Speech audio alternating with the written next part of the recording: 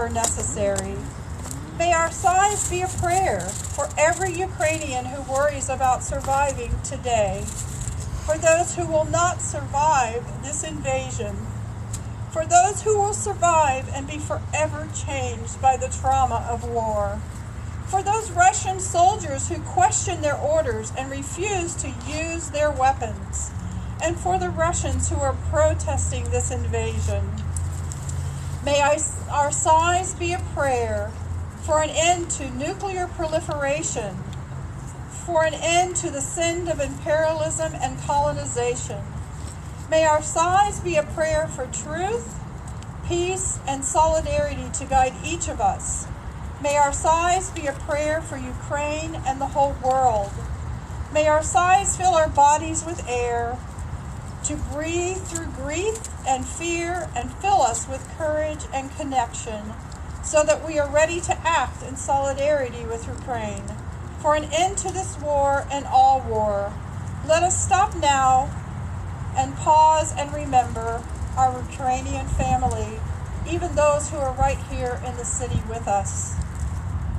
Remember that we're called to hope and we're reminded to keep going. Thank you. I think Artie's going to share.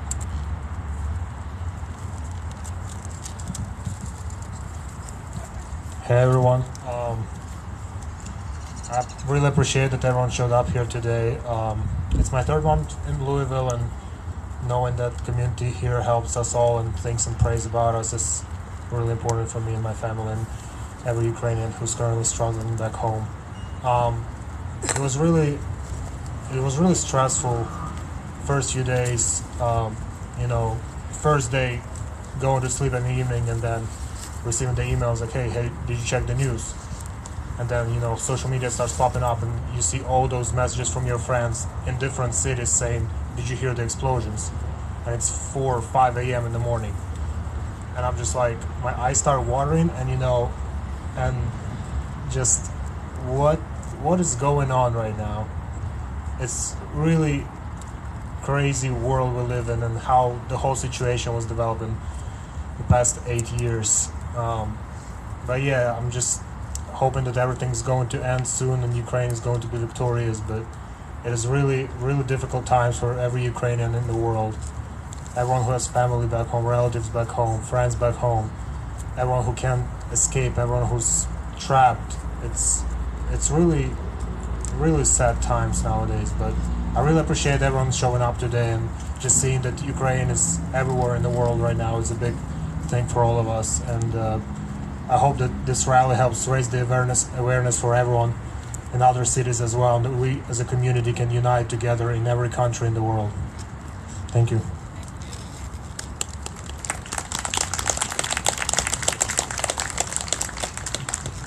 Good afternoon. We are here for the people, but this is beautiful. I want you to repeat after me. This is what community looks like. This is what community looks like. This is what community looks like. This is what community looks like. Thank you. We are here for the people in all that we do. I stand proudly, and I will tell you, me and my dear friend Representative Attica Scott, who is running to be your first Black woman congresswoman,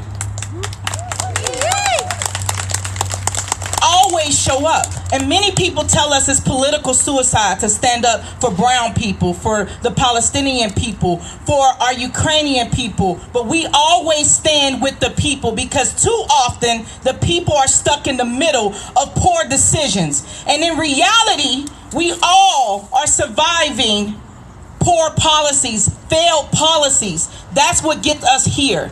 And when we stand in solidarity, even if we don't understand all the complexities, we know that human rights, women and children should always be honored, and the workers of every community deserve solidarity, they deserve peace, and they deserve freedom. I want to speak about the people caught in the middle and risking their lives on both sides.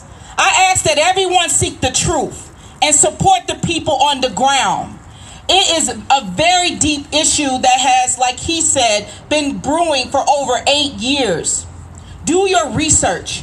I am anti-Nazis and imperialism. No one should profit off war. No one. Shamika Famer is anti-war.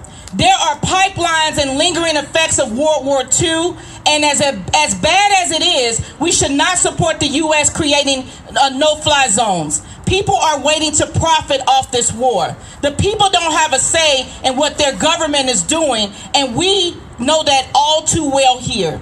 I stand with Olga. I met her at Injustice Square while we wanted justice for Breonna Taylor. She showed up in solidarity, and I show up for her. I show up for you, politics aside. No matter how you feel, we cannot afford or withstand a war. We see what it is doing to the Ukrainian people. A war is terrible.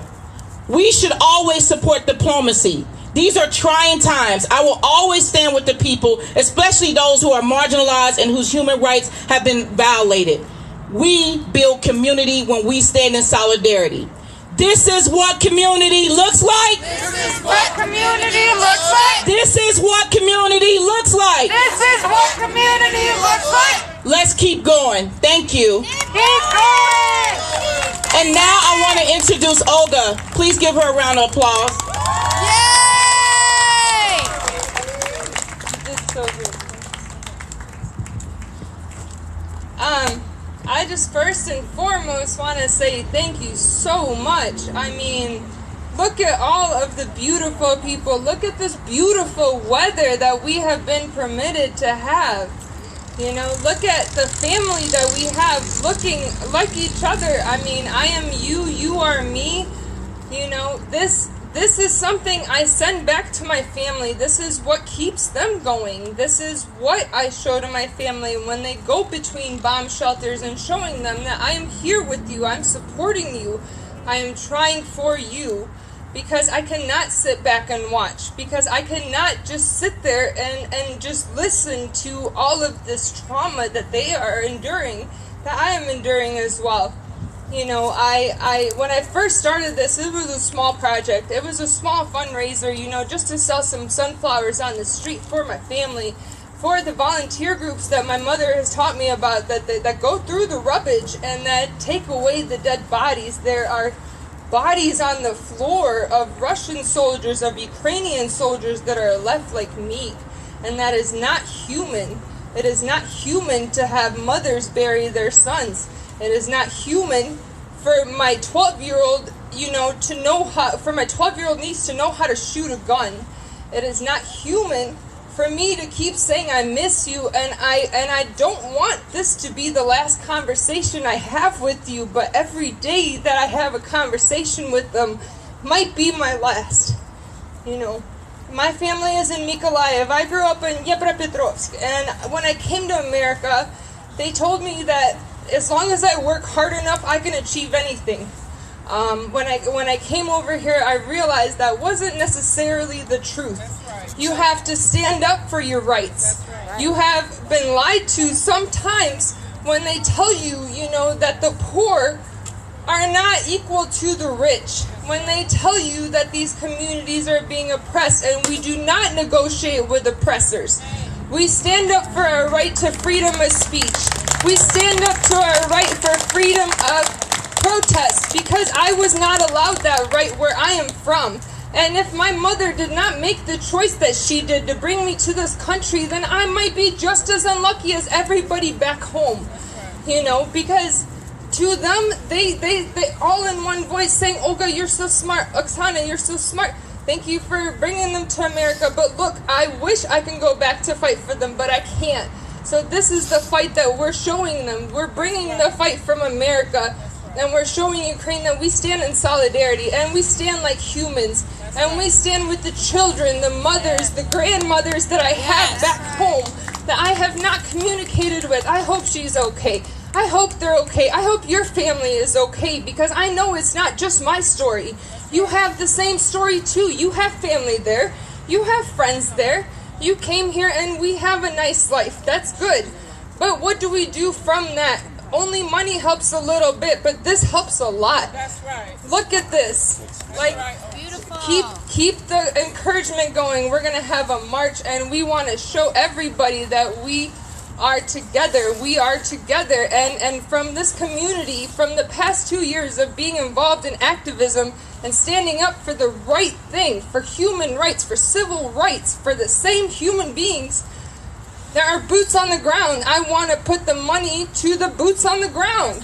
The same way that we did it here. You know what I'm saying? I'm going to rally, I'm going to yell, I'm going to scream, even though it's uncomfortable for me. I have never spoken in front of a group of people. I never thought I would have to. It's okay. But this is hard for me. This is hard for everybody here that's from Ukraine.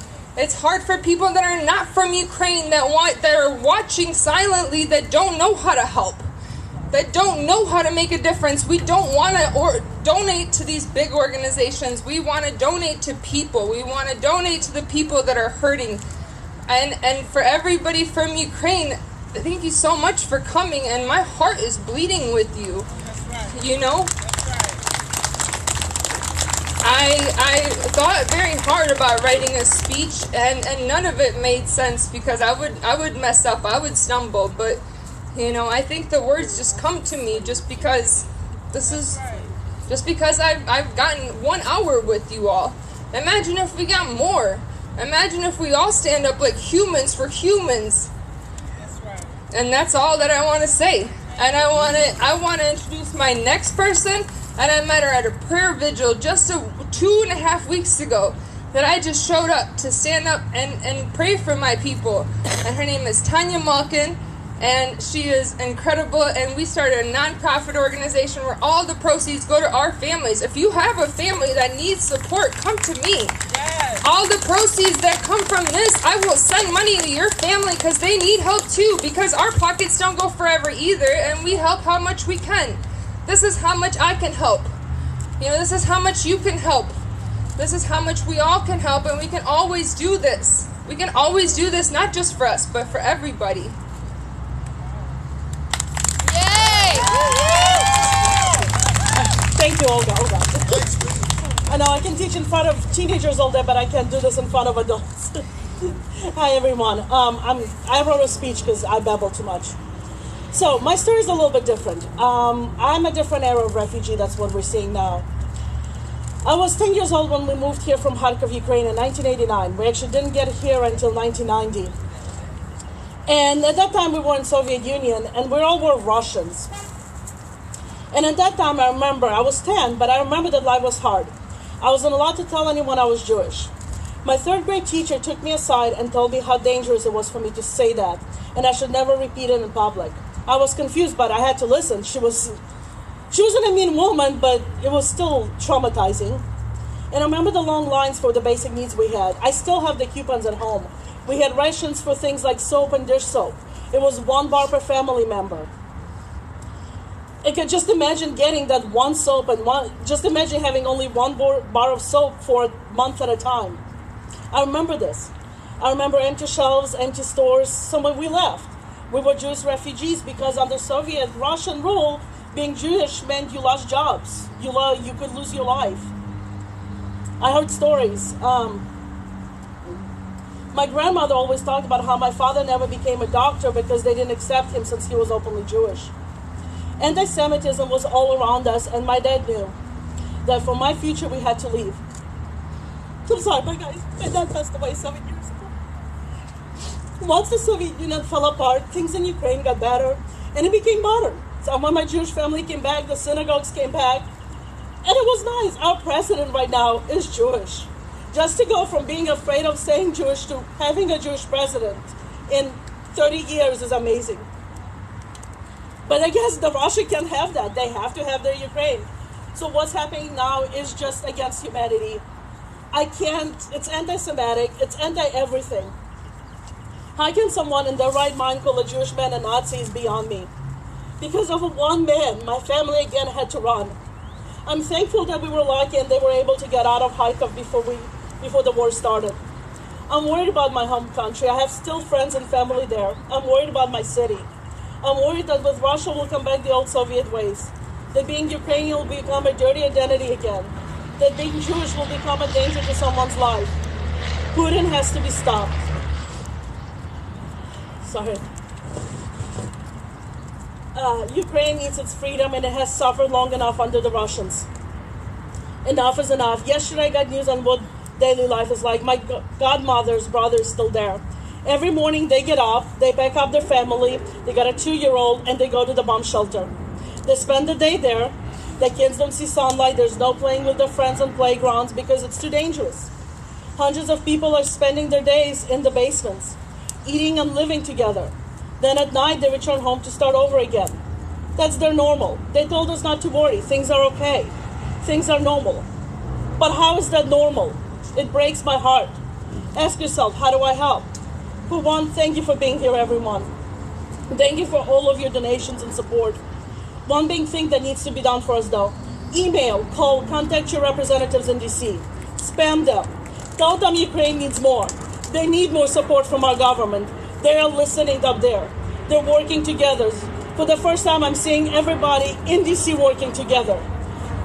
Zelensky's speech the other day was heartbreaking, but it helped so much. But Ukraine needs more. They need help from us Americans, from their voters. We can push for more. Please, I beg you, email everyone. Ukraine needs our support. Ukraine needs our support from the world. Thank you, everyone. Thank you for my family. Thank you for my students who are here. You guys don't know how much that means. I've taught some of you, and I see you out there, and it just breaks. Thank you, y'all. Slava-Ukraini. I was asked to, we still have lots of sunflowers left. Before we go marching, we're going to do flowers for 5. But before we go, I got Jessica here on the sidelines. I didn't forget about you, honey. Okay.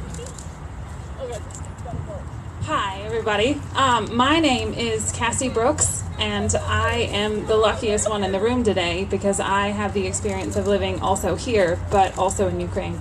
Tatiana made a reference to the year 1990. Well, in 1992, Ukraine became a free, independent nation, and the U.S. government signed an agreement that Peace Corps would go there. And I am one of the thousands of many lucky Peace Corps volunteers that have spent a chunk of my life living and working in Ukraine, and it is the best thing I have ever done. Highly recommend doing it. But there is something to know about the Ukrainian people, is that they are not always the most accepting on the first impression. You have to really earn their trust and earn the relationship. They have what they call an inner circle. You have to break bread with them a few times. You have to live life beside them before they truly accept you. And I'm very lucky to have done that. I lived with a couple different host families. We worked farms together. And I've been fully accepted into many of their households. And they're as much my family as my husband and my own relatives. Yes, and then once you get in their inner circle, there is nothing that is going to rip you out again. So what you see on the TV of these individuals quitting their jobs, of the boxers and the musicians and the dentists and the doctors taking up arms, defending their country, because that's who they are, because that's what they do. They can't do anything else. I actually did write some stuff down. Yeah, the loyalty and the protectiveness of Ukrainians is something fiercer than I've ever witnessed before, and I think we're all seeing that in the news right now. To beckon back to sweeter times in Ukraine, the very first Christmas I lived there was in 2011. And I was very young and very homesick, so my friend and neighbor took it upon themselves to learn everything there was to know about an American Christmas and host one for the first time. These people don't speak English. You can't buy Christmas trees. You can't buy any of that. They handmade everything, cooked American Christmas food, and had a Christmas party for their American, because this is the generosity and the love that this people group spread. So I was very fortunate to live in a village. Life in the village is very simple. Some people have running water and electricity and internet and phones and TV. A lot of people don't. And when you don't, you figure out what is really important and how to entertain yourself and have a wonderful life on top of that. They grow their own food. They raise animals and eat those, and everything they need they get from the land. And that's why I think many people are able to survive what is happening right now. Obviously, what's happening right now is very disgusting and evil. Shouldn't be happening in Ukraine, shouldn't be happening anywhere. Days like today are very beneficial and impactful. So I want to sum this up by quickly saying thank you to everybody coming out today. Support. Thank you for the ladies for putting this together and including me. Oh, we have one more person. Yes, so everybody hang tight. We're going to be marching soon, and Mariana is going to end out the day for us.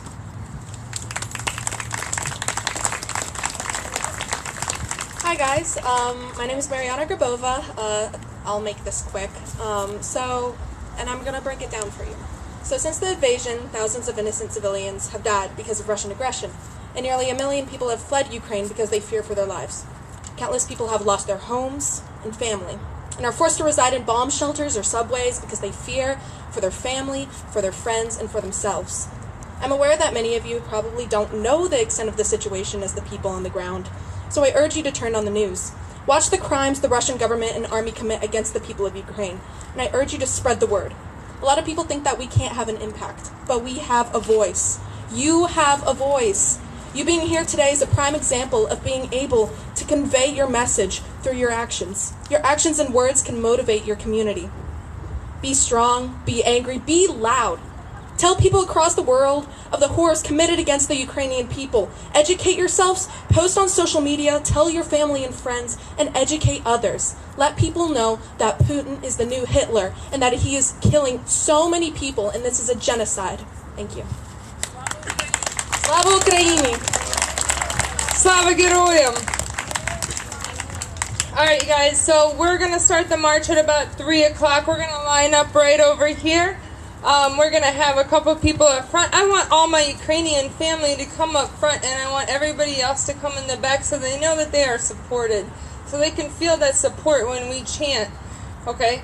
One thing I want to ask, we still have a box of sunflowers. They're 2 for $5. Buy sunflowers so when we go down these streets, they know who we are. They know what we stand for. And again, all these proceeds are going to good donations. They're going to boots on the ground.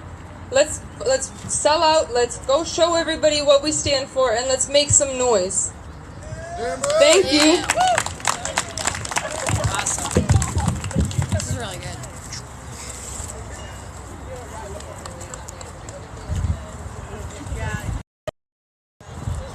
So as you can see, we're down here at the waterfront for Slava-Ukraini.